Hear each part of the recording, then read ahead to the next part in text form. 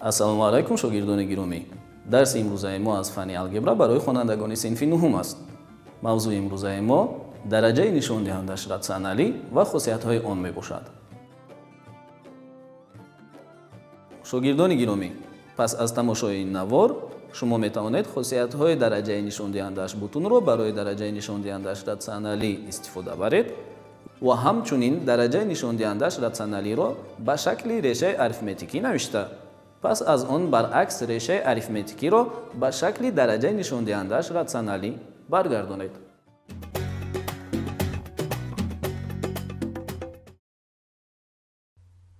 дар ҷои а ва n дилхоҳ ададҳо буда метавонанд. ва вобаста ба ин ки дар нишондиҳандаи он чанд навишта шудааст, маънои онро дорад ки ҳамон ададро ҳамон қадар бо худи ҳамон адад зарб задан лозим аст. яъне масалан 5 дар дараҷаи 6 маънои онро дорад ки 6 маротиба 5ро зарб задан лозим аст. 5 дар дараҷаи 5 бошад, маънои онро дорад ки 5ро 5 маротиба зарб задан лозим аст. ҳамин тавр 5 дар дараҷаи 1 маънои онро дорад ки ин ададро 1 маротиба навиштан лозим аст ва ҳар адад дар дараҷаи 0 ба 1 баробар аст. танҳо як истисное вуҷуд дорад, шогирдони гиромӣ, ва ман умедворам шумо онро медонед. яъне кадом адад дар дараҷаи 0 ба 1 баробар намешавад.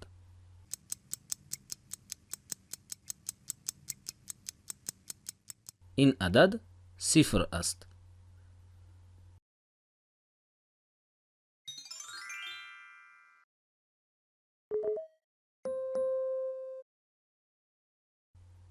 умедворам мавзӯи қаблиро хуб аз худ намуда бошед, зеро барои фаҳмидани мавзӯи имрӯза дониши аз худ кардаи шумо бениҳоят муҳим мебошад. дараҷаи нишондиҳандаш ратсионалӣ ҳамаи хусусиятҳои дараҷаи нишондиҳандаш бутунро дар худ дорад. яъне ҳамаи ҳамон формулаҳое ки шумо дар дарсҳои гузашта омӯхта будед, дар ин ҷо низ истифода кардан мумкин аст. чуноне ки шумо мебинед, дар қисми чап формулаҳо ва дар қисми рост бошад мувофиқан баъзе аз намунаҳо оварда шуданд.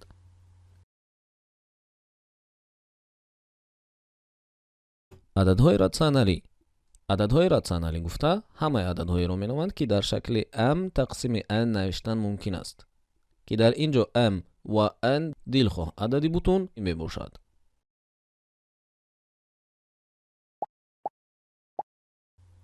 дараҷаи нишондиҳандаш ратсионалӣ гуфта чунин ададҳоеро меноманд ки шакли умумии зеринро доранд, ки дар ин ҷо a дилхоҳ адади бутун, b адади натуралӣ, яъне ададҳое ки аз як калон мебошанд, ва c дилхоҳ адад буда метавонад.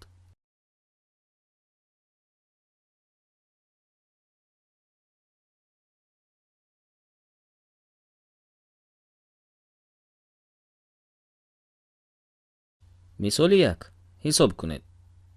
мисоли якум яъне 8 дар дараҷаи 1 тақсими 3 аст ва мо бояд бо ҳамроҳи шумо ҳисоб кунем ки он ба чанд баробар мешавад. якумин формулае ки барои мо лозим мешавад, ин формулаи зерин мебошад.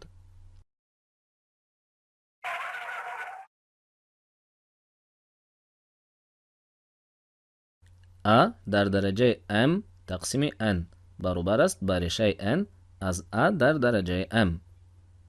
дар хотир гиред ки a ва m қиматҳои дилхоҳ гирифта метавонанд ва дар ҳоле ки қимати n танҳо аз як калон буда метавонад. формулаи дуюм бошад, маънои онро дорад ки ҳар адад дар дараҷаи 1 ба худи ҳамон адад баробар аст. аз формулаи якум истифода карда 8 дар дараҷаи 1 тақсими 3ро дар шакли реша менависем, яъне бо ин тавр решаи дараҷааш 3 аз 8 ҳосил кардем. акнун бароямон лозим аст ки як ададеро ёбем ки ҳангоми 3 бор бо худи ҳамон адад зарб задан 8 ҳосил шавад. 2 дар дараҷаи 3 ба 8 баробар аст. аз ин ҷо мо мефаҳмем ки ҷавоби ин мисол 2 аст.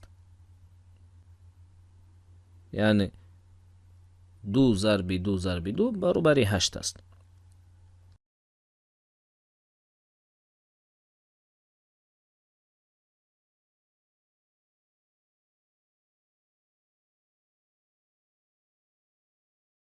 мисоли 2.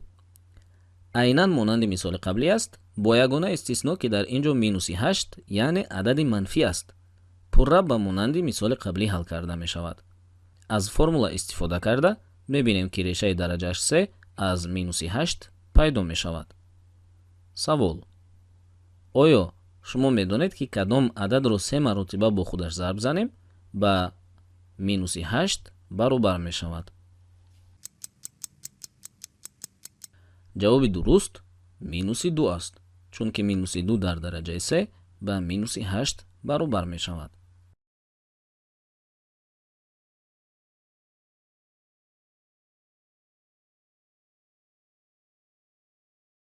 мисоли сеюм. ифодаи 2b дар дараҷаи минуси 2 тақсими 3-ро ба намуди реша аз адад нависед. барои ҳал намудани ин мисол мо аз ду формула истифода мекунем. якум формулае ки мо бо он аллакай шинос ҳастем ва як формулаи нав. чуноне ки мебинед, якум формулаи мо бо он аллакай шинос ҳастем ва формулаи дуюм бошад a дар дараҷаи минуси m баробар аст ба 1 тақсими a дар дараҷаи m. мақсад аз ин формула дар он аст ки барои тағйир ёфтани аломати нишондиҳанда мо бояд онро ба махраҷи каср гузаронем. ҳамин тавр аз ин формула истифода карда мо 2 тақсими b дар дараҷаи 2 тақсими 3-ро ҳосил кардем.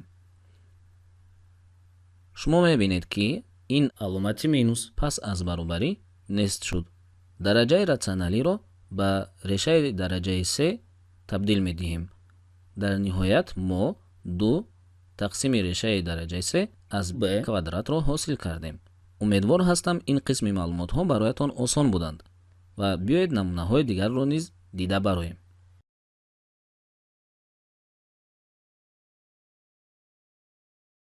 мисоли 4 ҳисоб кунед. дар ин ҷо мо аз чунин хусусиятҳои дараҷаҳо истифода мекунем. чуноне ки шумо аз дарси гузашта медонед, ҳангоми зарб задани ададҳои якхела дараҷаҳои онҳо ҷамъ ва ҳангоми тақсим кардани онҳо дараҷаҳо тарҳ карда мешаванд. аз ин хусусиятҳо истифода карда мо чунин натиҷаро ҳосил мекунем. яъне асос танҳо як маротиба навишта шуда, нишондиҳандаи асос бошад мувофиқан ҷамъ ва тарҳ карда мешаванд. аз рӯи хусусиятҳои касрҳое ки махраҷи якхела доранд, мо медонем ки сурат ҷамъ ва тарҳ карда мешавад, дар ҳоле ки махраҷи он бошад бетағйир як маротиба навишта мешавад. ҳамин тавр мо дидем ки ҷавоби ин мисол ҳам ба 2 баробар аст. мисоли 5 ҳисоб кунед.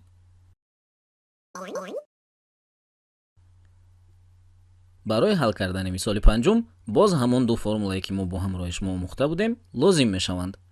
шумо мебинед ки ду то адад дар шакли реша ва дутои дигараш дар шакли дараҷаи рационалӣ оварда шудаанд.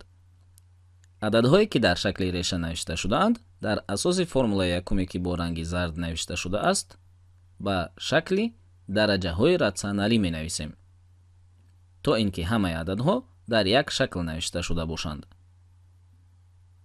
акнун бошад аз формулаи дуюм истифода карда 2 дар дараҷаи 3 ҷамъи 1 тақсими 4 зарби 5 дар дараҷаи 3 ҷамъи 1 тақсими 4-ро ҳосил мекунем.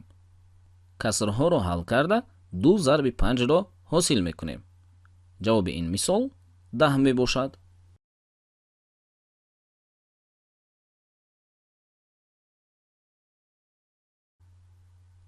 шояд ин мисол дар назари шумо каме мураккаб менамояд, аммо пас аз чанд лаҳзаи кӯтоҳ шумо мебинед ки ин ҳам мисоли на он қадар душвор аст. биёед якҷоя онро ҳал кунем. ададҳои 2 дар дараҷаи 300 ва 3 дар дараҷаи 200-ро муқоиса кардан лозим аст. барои ҳалли ин мисол якчанд роҳҳои гуногун вуҷуд доранд, аммо мо бо ҳамроҳи шумо ду усули ҷолибтарини онро аз назар мегузаронем. усули якум: шумо метавонед 300 то 2-ро бо ҳам зарб занед ва 200 бор 3-ро зарб зада натиҷаҳои ёфтаатонро муқоиса кунед. баъзе аз хонандагони доно шояд дар бораи прогрессияи геометрӣ фикр карданд, аммо мо яке аз хусусиятҳои дараҷаҳоро истифода карда кӯшиш мекунем ҷавоби дурустро ёбем. усули дуюм: ягона формулае ки барои ҳалли ин мисол лозим мешавад, шумо бо ранги сурх мебинед. биёед 2 дар дараҷаи 300-ро дар шакли 2 дар дараҷаи 3 зарби 100 ва 3 дар дараҷаи 200-ро дар шакли 3 дар дараҷаи 2 зарби 100 нависем. чунки 3 зарби 100 300 ва 2 зарби 100 ба 200 баробаранд. ҳамин тавр мо тарафи рости формуларо ҳосил кардем. биёед мисолҳоямонро ба тарафи чапи ҳамин формула монанд кунем. яъне 2 дар дараҷаи 3 дар дараҷаи 100 ва 3 дар дараҷаи 2 дар дараҷаи 100. мо аллакай медонем ки 2 дар дараҷаи 3 ба 8 ва 3 дар дараҷаи 2 ба 9 баробаранд. бинобар сабабе ки 8 аз 9 хурд аст, пас фаҳмида мешавад ки 8 дар дараҷаи 100 хурд аст аз 9 дар дараҷаи 100. ҳамин тавр мо бо дилпурӣ гуфта метавонем ки ҷавоби ин мисол 2 дар дараҷаи 300 хурд аст аз 3 дар дараҷаи 200. дар умум бошад гуфтан мумкин аст ки мавзӯе ки мо бо ҳамроҳи шумо дар давоми ин дарс якҷоя омӯхтем дар ҳама соҳаҳо, чӣ дар геометрия ва география, физика ва химия, ҳамчунин дар зиндагӣ, дар соҳаи мошинсозӣ, роботҳо ва ё ҳатто дар ракетасозӣ низ истифода кардан мумкин аст. бинобар ҳамин дар омӯхтани ин мавзӯъ бисёр ҷиддӣ бошед, зеро хатогиҳо дар ҳисобу китоб бевосита ба натиҷаи шумо таъсир мерасонанд.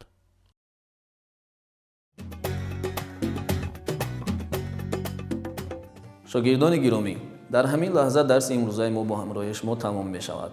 умедвор ҳастам ин дарс барои шумо ҷолиб буд ва мавзӯъро хуб аз худ намудед. хайр, то дарсҳои оянда.